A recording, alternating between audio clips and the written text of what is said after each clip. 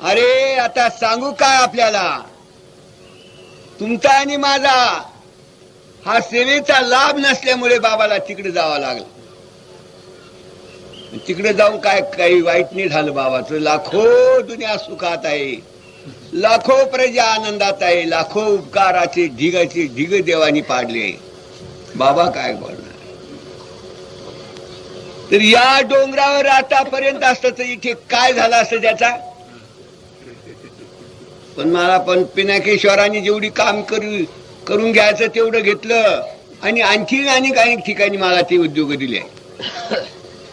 अशी ही डोंगरावरली कामगिरी भगवंतांनी इतकी केली आहे की तिचा कोणी तुम्ही विचारच करणार नाही. स्वतः डोळ्यानं पाहणारे असताल तुम्ही.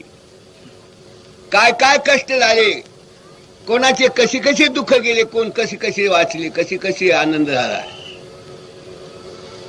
तिथलं तपश्चर्या डोंगरावर आली, डोंगरावर न होणारं मंदिर तयार करून घेतलं देवानी.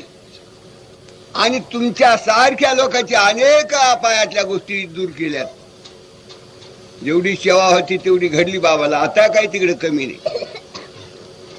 म्हणून या करताना तुम्हाला जर करायचं असेल, साधू संतांची संगत घ्या, माळा घाला, जपा तप करा, काही करा. बाबाचं काही म्हणणं नाही, पण सांभाळून करा.